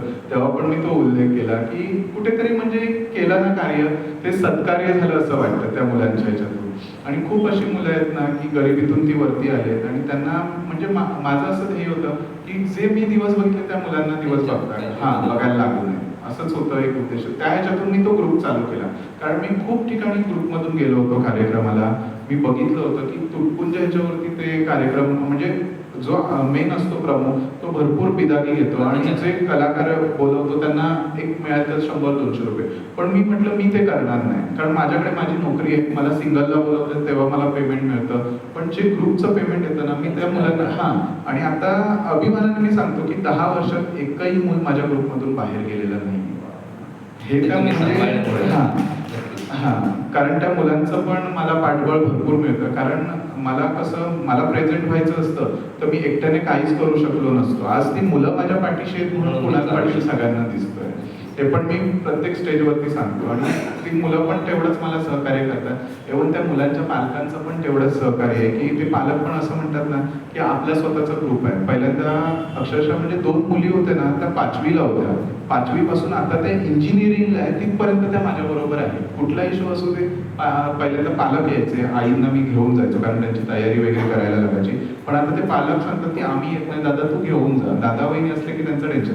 घरात त्यांच्या काय प्रॉब्लेम झाले तरी पहिला मला फोन, दादा असं असं झालंय. म्हणजे एवढं फॅमिली मेंबर झालं त्यांचं आणि खूप भारी वाटतं. कुठेतरी माझं 3 माणसांचं कुटुंब होतं, पण आता जवळजवळ माझ्याकडे मुलंच ग्रुपमध्ये एवढी आहेत की 25 ते 30 मुलं आणि त्यांचे पालक म्हणजे जवळजवळ 60-70 जण लोकांचे फॅमिली आहे माझ्या बरोबर. चांगली गोष्टी खूप भारी वाटतं. हो. आणि हे सगळं मला लावणीमुळे मिळालं. आता जे नवीन लावणी शिकू इच्छितात किंवा डान्स करू इच्छितात त्यांना एक तुम्ही तुमचा अनुभवाचा सल्ला असं काय द्याल? हा, अनुभवाचा म्हणजे अजून मला तेवढा अनुभव नाही, मी लहानच जो काही आहे. आहे. हा, कारण खूप मला अजून लावणी शिकायचं आहे आणि मी शिकतोय. पण मी त्या मुलांना एकच सांगेन की तुमच्याकडे, मी लावणीच असं म्हणणार नाही, कुठलंही क्षेत्र असू दे मुलांनी आणि पालकांनी पण आपला मुलगा जर काय किंवा मुलगी जे काय करत असेल ना, त्याला मागे खेचू नका. त्याला प्रोत्साहन द्यायला, त्याला सपोर्ट करा. कारण कसं आहे ना की प्रत्येक मूल परीक्षेमध्ये 100% घेईल सांगता येत नाही, त्याची तेवढी कुवत नसेल. पण त्याला अभ्यासही तेवढाच द्या आणि त्याला जे करायचं आहे ना, समजा एखादा मुलगा क्रिकेट खेळत असेल, एखादा मुलगा मेकॅनिकलच्या ह्याच्यात असेल, तर त्याला ते सपोर्ट करा. त्याला मागे खेचू नका की हे तुला जमणार नाही. आणि समाजाचा तर अजिबात विचार करू नका, कारण तो मुलगा काय वाईट करत नसेल, कारण तो स्वतःचं नाव त्याच्याबरोबर मोठं करेल आणि त्याच्याबरोबर तो आपल्या कुटुंबाचंही नाव मोठं करेल, आपल्या समाजाचंही नाव मोठं करेल आणि आपल्या जिल्ह्याचंही नाव मोठं करेल. हे उदाहरण मी माझं स्वतःचं सगळ्यांसमोर ठेवतो, कारण कसं आहे, मी बघितले ते दिवस, कारण काय करायला लागतं काय नाही. आज जर सपोर्ट पालकांचा असतं तर आणखीन पुढे मी जाऊ शकलो असतो जे मी जातोय, आणि खरंच नक्की जाईल. कारण आता आहे, माझी मिसेस आहे, माझी आई आहे माझ्याबरोबर आणि सर्व रत्नागिरीतले रसिक प्रेक्षक आहे माझ्याबरोबर. तर मी त्या मुलांना पण एक सांगेन की जरी आपल्यामध्ये कोणती कला असली, ती कला तुम्ही न्याच पुढे, पण अभ्यासही सोडायचा नाही, कारण त्याबरोबर अभ्यासही तेवढाच महत्त्वाचा आहे. माझ्याकडे कला होती, मी 12वी पास होऊन ते स्टॉप केलं. त्याच्यानंतर मी MSc केली, इंग्लिश मराठी टायपिंग केलं, टॅली केलं, DTP केलं, एवढे कोर्स करून मग मला ती नोकरी मिळाली. कारण नोकरी पण सहज अशीच मिळत नाही, कारण आपण म्हणू आपल्याकडे कला आहे म्हणून मी अभ्यास करणार नाही, तर मुलांनी ते पण करू नये. कारण का, तर आपल्या कलेबरोबर अभ्यासही तितकाच महत्त्वाचा आहे. आणि पालकांनीही त्या मुलांना की बाबा तू 100%च घे असं करू नका. ठीक आहे ना, तो 50% मिळवत असेल, पण त्याच्याकडे कोणती आणखीन कोणते सुप्त गुण आहेत किंवा कोणती कला आहे हे जाणून घ्या आणि त्याप्रमाणे त्यांना, कारण आता खूप असे गायडन्स आलेले आहेत की त्या कलेसाठी किंवा कुठलाही काय असेल गायडन्स मिळतोय. मी जेव्हा चालू केलं तेव्हा मला गायडन्स करायला कोणी नव्हतं, पण आता क्लासेस आहेत वेगवेगळे, त्या क्लासला त्याला टाका, त्याची आवड बघा काय आहे ती आणि त्याची आवड त्याला जोपासू द्या. एवढंच सांगेन. भविष्यात काही स्वप्न किंवा असं काही करायचं अजून? हा, स्वप्न म्हणजे मी 2012ला मराठी पाऊल पडते पुढे झी मराठीला गेलो होतो, पण तेव्हा रियालिटी शोची एवढी क्रेज नव्हती. पण आता थोडंसं असं वाटतं की कुठल्या तरी एखाद्या रियालिटी शोमध्ये मला जायचं आहे, आणि ते जायचं आहे जिंकण्यासाठी नाही की 1-2 राऊंड जरी मी दिसलो तरी बस आहे, पण त्या स्टेजवरती मला माझ्या आईला न्यायचं आहे. हे स्वप्न खूप वर्षापासून आहे. ती रत्नागिरीत पण खूप स्पर्धा व्हायच्या, तेव्हा मी तिला बोलायचो की बाबा चल म्हणून तिथे, तर ती अजूनही येत नाही. म्हणजे तिला ते थोडंसं, ती काय म्हणते, सगळी मोठी लोक असतील. आजच्या कार्यक्रमाला पण मी तिला बोललेलो की मी स्वातीला नाही पण तुला घेऊन जातोय, तर ती बोलली नाही, एवढ्या मोठ्या लोकांमध्ये मी नाही येऊ शकत. तर म्हटलं का, तर म्हणते नाही की मी नाही जाऊ शकत, मी घरातूनच तुला आशीर्वाद देते, शुभेच्छा देते. जेव्हा गावात कार्यक्रम असतील तेव्हा नक्की मी तुझा कार्यक्रम बघायला पुढे बसलेली असते, पण जिथे तुझे मोठे कार्यक्रम होतात तिथे मी नाही येऊ शकत, कारण तिथे सगळी मोठी लोक असतात. म्हटलं असं काही नसतं, सगळी आपल्यासारखीच लोक असतात. पण ते तिच्या डोक्यात थोडंसं आहे की एवढ्या मोठ्या लोकांबरोबर मी कशी काय हे करणार असं. तुमचं स्वप्न लवकरच साकार हो आणि मोठ्या रियालिटी शो मध्ये तुम्हाला जायची संधी मिळो. आता आपण प्रेक्षकांकडे बोलूया की कोणाला काही प्रश्न विचारायचे असतील तर विचारू शकतात. आता तुमच्या रक्तात लावणी भिनलेली आहे. सुरुवातीला जर सवाल जवाब वगैरे असं काही असतं, असं आम्ही बघितलेलं आहे, जर तुम्ही स्त्री वेशात आहे, तुम्हाला असं एक उत्तर द्यायचं मी आत्ताच घडून आले, तर चुकून असं कधी स्लिप ऑफ टंग झाली का मी हो हो झालं. जेव्हा मी त्या गेटअपमध्ये असतो ना आणि बोलायचं असतं, माझ्या हातात माईक देतो, कारण माईक हातात आला की थोडीशी भीती पण वाटते, कारण ते माझं काम आहे. मी स्टेजवरती पब्लिकला खेळून ठेवू शकतो बिंदास, पण माईक हातात आला आणि जेव्हा आमचे निवेदक वगैरे माझ्याकडे माझं मनोगत व्यक्त करायला देतात, तर एक दोन वेळा असं झालं होतं की बाबा मी बोलले होते आला होता तोंडातून, पण तो जीभ चावली आणि सावरलं. पण मग एक दोन असे जाणकार व्यक्ती होते ना, ते बोलले की का तू जीभ चावलीस, त्यांनी मला हेरलं होतं ते की बरोबर आहे ना, तू त्या गेटअपमध्ये आहेस, तुला तेच करायचं आहे. तर म्हटलं तसं नाही हो, मी एक मुलगी, तू ते विसरून जायचं त्यावेळेस, तू लावणी करताना तू विसरून जातोस की नाही, मग बोलताना पण तू ते विसरून गेला पाहिजे.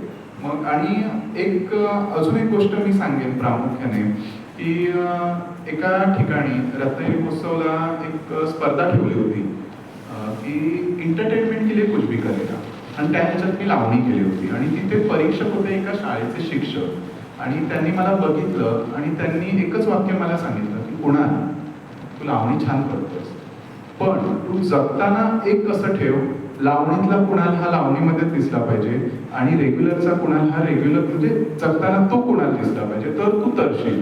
आणि मी ते वाक्य अजूनही डोक्यात भिनवून ठेवलंय की मला लावणी तयारी झाल्यानंतर तो लावणीतला कुणालच आला पाहिजे, दुसरा तिथला ऑफिसमधला कुणाल किंवा घरातला कुणाल तिथे आला नाही पाहिजे, तर पब्लिक एक्सेप्ट करेल. आणि जेव्हा मी तो शृंगार उतरवतो, उतरल्यानंतर त्यामध्ये आपल्या घरातला कुणाल आणि ऑफिसमधला कुणालच तिथे दिसला पाहिजे. आता पण तुम्हाला जाणवत असेल की काही लोकांच्या मनात असं पडलं असेल की हा आणि लावणी करणार. काल असंच झालं, फाटक हायस्कूलला जे शिक्षक होते, मी तयारी करून घरून गेलो होतो टू व्हीलरवरून, आणि चेंजिंग करून मला मग ऑफिसला जायचं होतं दुपारी, ज्याच्यामुळे मी हायस्कूलला चेंजिंग केलं आणि सरांनी मला कॉफी प्यायला ऑफिसमध्ये बोलवलं. मी गेलो, सर म्हणतात नक्की तूच होतास, म्हटलं किती हा बरं, म्हणजे असं सगळ्यांचं होतं. आणि आता काही ठिकाणी पण आम्ही जातो कार्यक्रमाला, तिथे पण तयारी केल्यानंतर आणि तयारी उतरवल्यानंतर म्हणतात नक्की तूच होतास, म्हणजे असं, म्हणजे त्या सरांचं एक ते वाक्य मी कायम डोक्यात ठेवलंय, आणि त्याच्यामुळे मला वाटतं कुठेतरी मी सक्सेसफुल झालो आहे. कारण मी जर तोच कुणाल पाटील सगळीकडे दाखवलं असतं तर प्रेक्षकांनी ते नसतं घेतलं. आणि मी आज दोन्हींची सांगड एवढी म्हणजे चांगली घातली आहे की ऑफिसमधला आणि घरातला कुणाल आणि लावणीतला कुणाल. माझ्या ऑफिसमध्ये पण म्हणतात ना माझे साहेब की तू करतोस एवढी, म्हणजे अक्षरशः आता जानेवारीपासून मे महिन्यापर्यंत फुल कार्यक्रम असतात, पूर्ण ती साडी तुझ्या अंगावर असते, पण तू ऑफिसला आल्यानंतर कुठेच जाणवत नाही की तू लावणी करत असशील. काही शेतकरी पण असे येतात ना, तिथून त्यांच्या गावातून माझे कार्यक्रम झालेले असतात, आणि जेव्हा मी त्यांना सांगतो की अशा अशा ठिकाणी कार्यक्रम झाला होता लावणीवाला, हां, तर ते कसे नाचत, हां त्या ज्या मॅडम होत्या ना त्या छान नाचत होत्या. मग मी त्यांना फोटो दाखवतो, मग ह्याच होत्या काय, हो ह्याच होत्या, मग मी तोच आहे, मीच असं सांगावं लागतं त्यांना तेव्हा. मग ते म्हणजे असं काय साहेब तुम्ही होतात, म्हटलं हो, म्हणजे कुठेच वाटत नाही तुम्ही करत असाल लावणी. मी तुम्हाला काही विचारत नाही, पण मी तुम्हाला एक सांगते, तुम्ही जी जिद्द ठेवली, सगळी प्रतिकूल परिस्थितीत असताना लावणीसाठी मी करेन, ह्या जिद्दीबद्दल कोणताही भांडवल नाही, हो कोणत्याही प्रकारचं, आणि ती जिद्द धरायची ते सुद्धा लावणीसाठी. हो, हे म्हणजे आम्ही बरोबर, सकाळी समाजाच्या विरुद्ध प्रवाहाच्या विरुद्ध जायचं होतं थोडंसं, आणि ते विरुद्ध जाऊन परत समाजाला ते ऍक्सेप्ट करायला लावायचं. विरुद्ध जाऊन ते नाव मिळेपर्यंत चिकाटीनं पुढे गेले. मला अजूनही वाटतं की ते 70%च पचनी पडलं, अजून 30% लोकांना ते पडायचं, आणि ते नक्की पाडेल. कारण काही ठिकाणी असं होतं ना की आता मी बघतो की आयोजकांचे फोन येतात मला, आणि म्हणजे आता थोड्याच दिवसापूर्वी असं झालं होतं की लावणीला गालबोट लागलं होतं काही नृत्यांगनांना, पण त्यांनी ते ऍक्सेप्ट केलं की आम्ही लावणी करत नाही, आम्ही डीजे शो करतो. तर मग आमच्या शोवरती असं झालं की आयोजकांचे फोन यायचे, लावणीचा शो आहे आणि आमचा मंदिराचा कार्यक्रम आहे. मग मी त्या आयोजकांना एवढं समजावून सांगतो ना की तुम्ही बघा एकदा कार्यक्रम, चापून चुकून लावणी का नको तुम्हाला शॉर्ट स्कर्ट घातलेले तुमच्या पूजेला डान्स चालतात, हिंदी गाणी चालतात, मग आम्ही मराठी कार्यक्रम करणार आहोत, लावणी आपल्या महाराष्ट्राची शान आहे, मग ती का नको.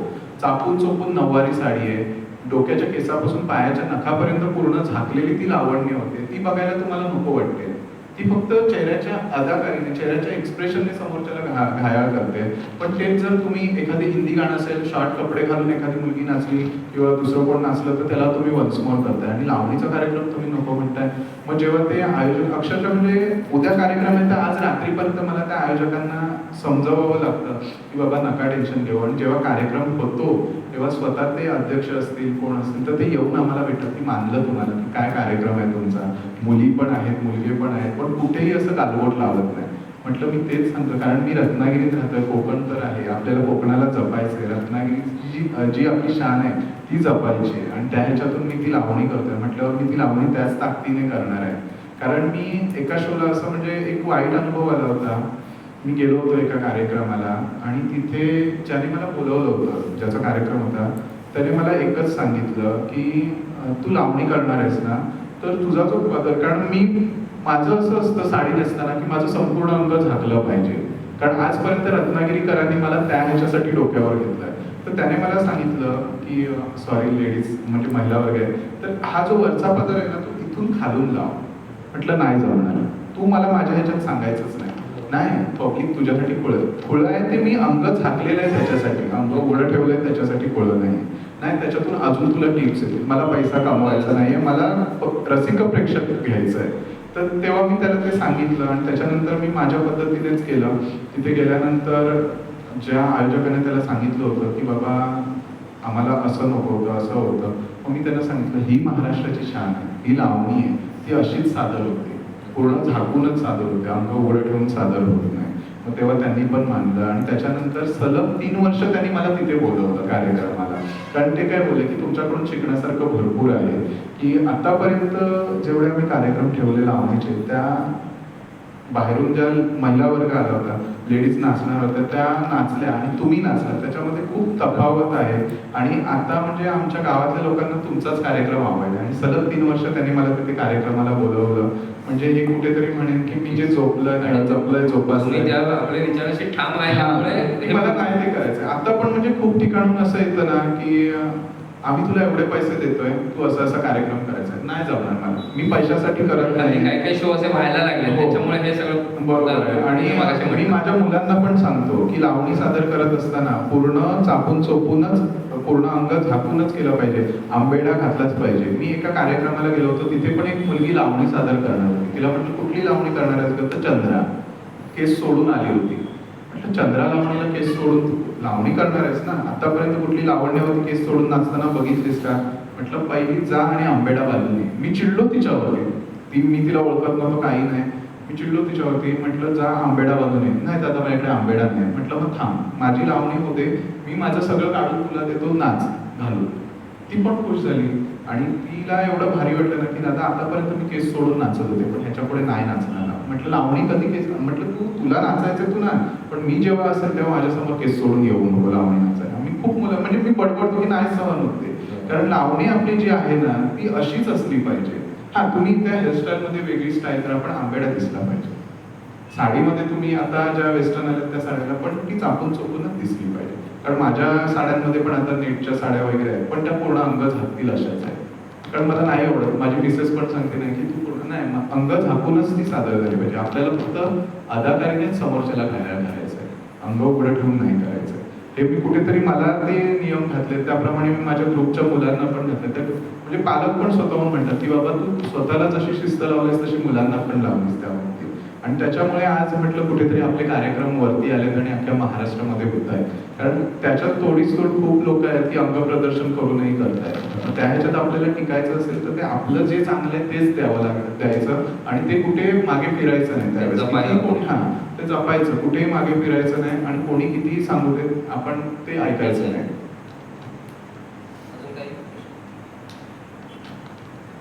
एक छोटासा प्रश्न मला मराठी राहिला विचार की आपल्या महाराष्ट्रामध्ये लावणी करणाऱ्या महिला खूप आहेत. हो भरपूर. तर त्याच्यात तुम्हाला असं कोणी आदर्श किंवा बाबा ह्याची लावणी बघण्यासाठी किंवा असं आपल्याकडनं असं काय एखादं हो मला 2009ला पुण्यामध्ये जेव्हा कार्यक्रम एक झाला होता तिथे सुरेखाताई पुणेकर होत्या आणि त्यांच्या हस्ते मला लावणी सम्राट हा किताब मिळाला. सॉरी, पुण्यामध्ये नाही, कोल्हापूरला झाला होता एक कार्यक्रम आणि स्पर्धा होती आणि तेव्हा त्या ताई रंगमंचावरती होत्या. माझ्या सादरीकरण वगैरे झालं आणि त्यांनी स्वतःच्या हस्ते मला तो लावणी सम्राट हा पदवी हा किताब मला त्यांनी हे केला होता. कारण त्यांनी माझे बघितलं होतं पदन्यास वगैरे आणि त्या बोलल्या तू कुठे राहतोस? म्हटलं रत्नागिरीला.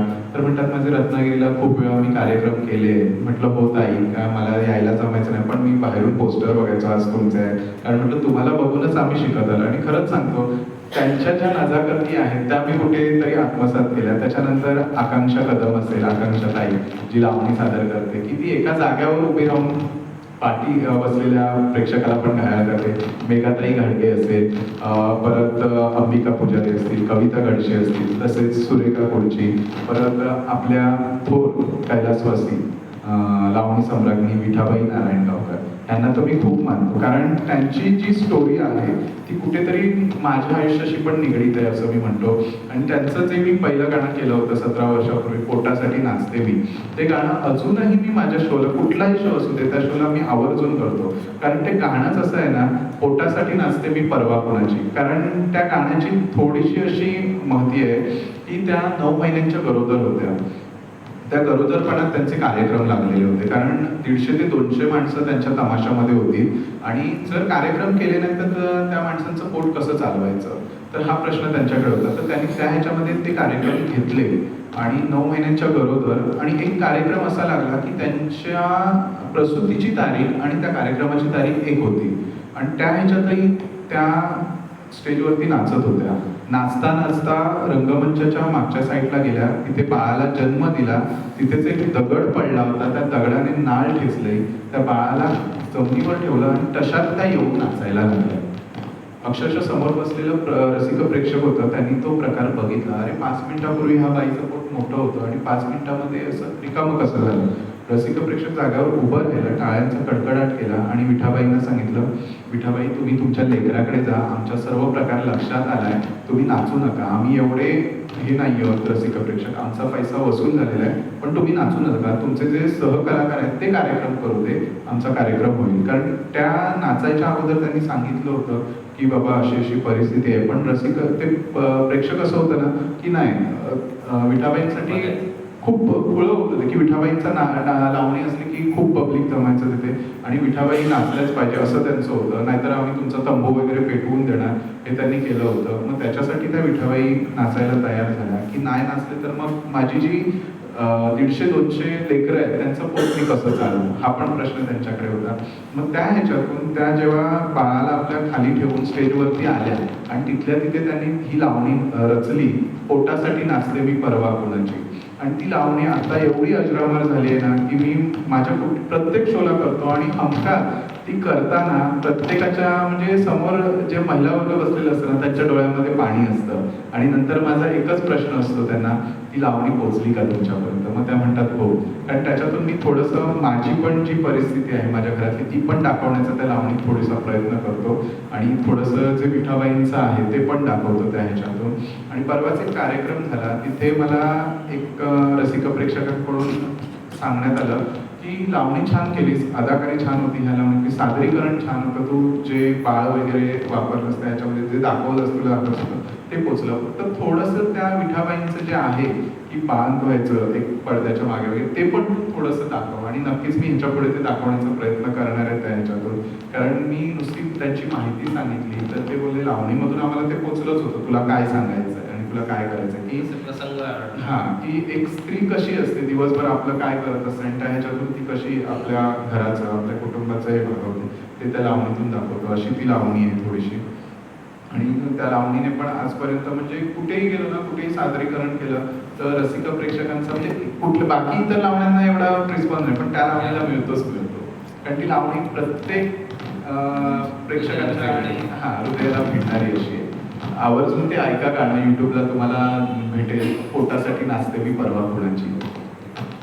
आणखी हा विचार. तुम्ही हे नृत्य प्रकारातनं लावणी हेच नृत्य प्रकार निवडला, तर मग तुम्हाला काय असं वैशिष्ट्य वाटलं की बरोबर आहे. हाच प्रश्न खूप महत्वाचा आहे, कारण लावणीच का तुला आवडली? कारण खूप जण मला तो विचारतात. तर मी जसं का की मगाशी म्हटलं ना की मी बिन बायकांचा तमाशा बघितला होता आणि कुठेतरी ते मला जाणवलं होतं की बाबा ही कला माझ्यात पण आहे, मग मी हे करू शकतो. मग बाबा ते छोटे कपडे वगैरे घालून करण्यापेक्षा मुलींचं लावणी चांगली आहे, नऊवारी साडी आहे, पूर्ण अंग झाकलं जातं, मग त्याच्यासाठी मी लावणी निवडली.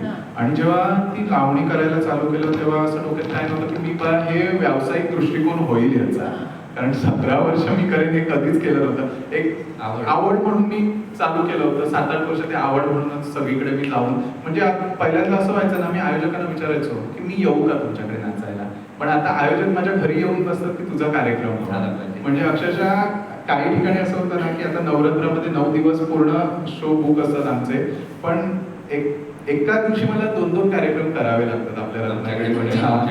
तुमची निवड योग्य होती मग. हो, म्हणजे खरंच म्हणजे माझ्या आईला पण ते पटलं की लावणी खरंच तू म्हणजे निवडलीस, योग्य केलं. कारण आता मी बघतो ना, माझ्या बरोबर जेव्हा मी स्पर्धेला उतरायचो खूप वेस्टर्न डान्स करणारे मुलं होते, कथक करणारे मुलं होते, पण ते आता दिसत नाहीत मला. पण मी म्हणतो की लावणी मी केली ते बरं झालं, कारण लावणी मी स्पर्धेला उतरवायचो, स्पर्धा संपली, माझे शो चालू झाले. म्हणजे लावणी मी माझ्यासाठी मी जिवंत ठेवली आणि रसिक प्रेक्षकांसाठी जिवंत ठेवली. आणि आता पुढे असं झालंय की खूप पालक मागे लागलेत की तू क्लास पण ओपन कर, पण मी त्यांना सांगतो की माझं नोकरी आहे, माझे शोध चालू असतात, परत घरी वेळ द्यावा लागतो, त्याच्यातून मिळत नाही. पण भविष्यात नक्कीच मी क्लास चालू करणार आहे लावणीचे, कारण रत्नागिरीमध्ये तसं लावणी शिकवायला कोणी नाहीये. जे मला तोडकं फोडकं येतं ते मी शिकवायचा प्रयत्न करेन मुलांना. आता एक छोटा प्रश्न अजून आहे की आता सध्या लवकरच आम्हाला इकडे रत्नागिरीला कधी बघायला मिळेल, कारण आता मला मी तुमचे स्टेटस किंवा ह्याला बघितलं, बरोबर. पण आता रत्नागिरीला कधी शो असेल तर आम्हाला बघायला जायला आवडेल. सर मी नक्कीच सांगेन, कारण असतात त्यातूनच आता मागे गणपतीला आहे काय बघूया, पण पहिले आता 1-2 शो तरी, एक राधापूरचा आहे, एक आडिवऱ्याचा आहे. आम्ही रत्नागिरीला आता येऊनच बघू. नक्कीच असतात शो कार्यक्रमाचे. पूर्ण ग्रुपचा नसेल, माझा एकट्याचा असेल तरी नक्की बोलवेन, तिथे मी 2-3 लावण्या सादर करतो. किंवा आपल्या गोळपमध्ये असेल कार्यक्रम तर तुम्ही मला बोलवा, मी आवर्जून येईल. गोळपमध्ये मी केलाच होता कार्यक्रम, आपले साई मंदिर वगैरे आहे तिथून झालेले आहेत माझे कार्यक्रम, कारण गोळपसाठी काही नवीन नाही आहे. अजून एक ह्याच्याशी संबंधित नाही, पण आता मला जाणवलं हे बोलताना, मी हे गायकांच्या बाबतीत ऐकलं होतं किंवा जे जुने किंवा ज्यांच्याबद्दल आदर आहे तसा हात लावला जातो. आणि आता तुमचं मी अनेक वेळा केलं आहे की शिवाजी महाराज, तुमचे जे काही गुरु असतात, तर हा एक त्याच्यामधला भाव असतो असं मी त्या गायकांच्या बाबतीत ऐकलं होतं की जे आपले गुरु आहेत किंवा ज्यांच्याबद्दल आदर आहे तर हात आपला असा जातो. तर हे तुम्हाला कोणी सांगितलं की असं, म्हणजे त्याच्या मागचं मला नाही, त्याच्या मागचं ते आपसुकच येत गेलं, कारण मी खूप जसं तुम्ही म्हणताय की मी कलाकारांना बघितलं, तर ते एक आपण म्हणतो ना की बाबा चुकलो किंवा काय, तर ते नाव घेताना काय चुकलं किंवा काय झालं किंवा एक आदर म्हणून ते त्याच्यासाठी असं करायचं ते मी करतो. कारण खरंच एवढ्या मोठ्या लावणी सम्राज्ञी आहेत, त्यांना बघून मी हे शिकतोय आणि शिकलोय, तर त्यांच्यासाठी त्यांना एक आदरपूर्वक वंदन म्हणून ते मी करतो. आणि मी ऑब्झर्व केलं की शब्द आला की जात होता असा, ती एक आदराची भावना जी आहे ती तुम्हाला पुढे घेऊन जाणार. आणि मी ह्या कार्यक्रमातून एवढे कलाकार आहेत, त्या कलाकारांना एकच सांगेन, तुम्ही कोणतीही कला सादर करत असाल ना, कायम आपले पाय जमिनीवर ठेवा, कधीही हवेत जाऊ नका. कारण जेव्हा आपण तयार होतो ना, तेव्हा त्या ह्याच्यामध्ये सेलिब्रिटी फील्डमध्ये जा, तुम्ही रंगमंचावरती कार्यक्रम सादर करा, पण रंगमंचावरतून खाली उतरल्यानंतर सर्वसामान्य माणूस म्हणूनच जगा, तरच आज आपले प्रेक्षक किंवा आपले चाहते खूप होतील. कारण हे मी माझं उदाहरण सांगतो, कारण मी जिथे जातो ना तिथे एकच मला कॉम्प्लिमेंट मिळते की तुझा स्वभाव किती चांगला आहे. मी तसं नाहीये, घरामध्ये थोडासा रागिष्ट आहे, पण म्हणजे मी ते पण क्लिअर करतो, थोडासा रागिष्ट आहे आणि माझ्या ग्रुपच्या मुलांच्या बाबतीत पण थोडासा स्ट्रिक आहे. पण त्या मुलांना पण मी एक सांगतो की जेव्हा तुम्ही तयारी कराल तेव्हा रंगमंचावरती गेल्यावरती एक तुम्ही कलाकार आहात, पण पायऱ्या उतरल्यानंतर सर्वसामान्य माणूस म्हणूनच जगा, तर लोक आपल्याला डोक्यावरती घेतील. तुम्हाला तुमच्या पुढील आयुष्यासाठी सगळ्यात ज्याच्या मनातल्या इच्छा त्याच्यासाठी शुभेच्छा देतो मनापासून. थँक्यू. आपला एक छोटासा सत्कार करूया आपण. मी इथेच आनंद बापट इथे आलेले आहेत, त्यांना विनंती करतो की त्यांनी आपला सत्कार करावा छोटासा. बरं, अजून कोणाला काय विचारायचं असेल तर विचारू शकता. कारण मला बोलायला खूप आवडतं, कारण असं बोलणं होत नाही कुठे, आणि जेव्हा प्रश्न विचारले तेव्हा मग ते मी तुम्हाला एक विचारू नक्की द्यायचं. नक्कीच नाही. तुमच्यात इतका सभ्यपणा आणि तुमची शुद्ध भाषा हे ऐकून मी आधी तेवढी प्रभावित होते. थँक्यू. खरं, कारण तुमच्या भाषेतूनच इतकी विनम्रता आणि याच्यात दिसते ना बरोबर. की तुम्ही अजून ग्रेट होणार आहात एवढं मला आत्ता नक्की नक्की काय नाही, तुमच्या सर्वांचे आशीर्वाद आहे आणि तुम्ही पाठीमागे आहात. सगळ्यात मुख्य काय की जी नम्रता आणि जे तुम्ही म्हणतात हा. जवळ असणार हा. तेच तुम्हाला मोठं करून बरोबर, कारण ते एक संस्कार माझ्या आईने मला शिकवले की कुठेतरी आपण आहे ना आपल्या परिस्थितीला हे करूनच वागावं आणि सगळ्यांशी नम्रपणे वागावं. आणि आता माझ्या म्हणजे ऑफिसमध्ये पण माझा स्वभाव तसाच असतो, त्याच्यामुळे सगळे म्हणजे खूप छान. कधी आता एवढी वर्ष मी कार्यक्रम करतोय ना, कधी माझ्या ऑफिसमधून मला लवकर जायचंय, 4 वाजता जायचंय, 3 वाजता, कधी नाही म्हटलेलं नाही, बिंदास जा. कारण त्यांना माहिती ह्याचं काम पण तेवढंच पूर्ण असतं. कधी सुट्टी लागली, लागोपाठ सुट्टी हवी असेल, अर्ज दिला, कधी नाही म्हणतच नाही. तेवढा एक सपोर्ट त्यांचा छान आहे मला, त्याच्यामुळे मला ते जमतंय कार्यक्रमाचं.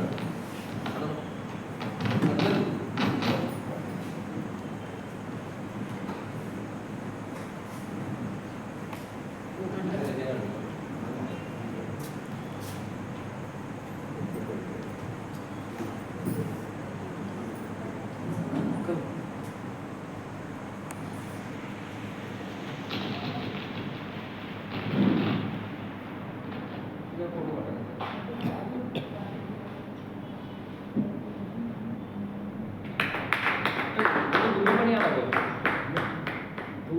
तुम्ही पण यावं. हा, इकडे काढेल, फोटो काढेल.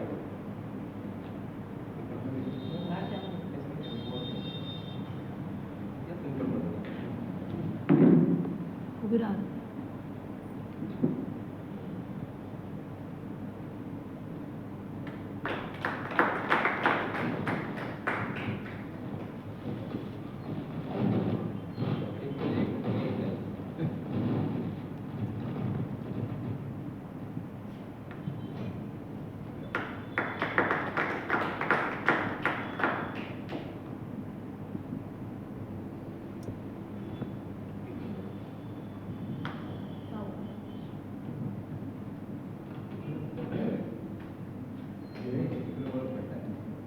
अरे खूपच मोठं गिफ्ट आहे. हो, म्हणजे काय असं, कारण असं काहीतरी आहे ना, म्हणजे हे पहिल्यांदा मिळालंय मला. बाकी इतर म्हणजे माझ्याकडे फोटो वगैरे आलेले आहेत माझे लावणीतले, कोणी गिफ्ट वगैरे द्या, कोणी किंवा स्केच वगैरे, पण हे पहिल्यांदा मिळालंय. आणि आमचं असं होतं की हे कधीतरी तयार करून घेऊ. ते तुमच्या मनात इच्छा, इच्छा तुझी वाटते. तेच ना. आणि या बाजूला तुमचं तारीख आणि हे आहे. हो. ओळख पडतात. बरोबर. हो, नमस्कार. खरंच खूप भारी. कसं केलंय तसं आता चहा करा. हो. तर एक विनंती आहे सगळ्यांना, फक्त एक ग्रुप फोटो काढूया आपण. हां. नंतर मग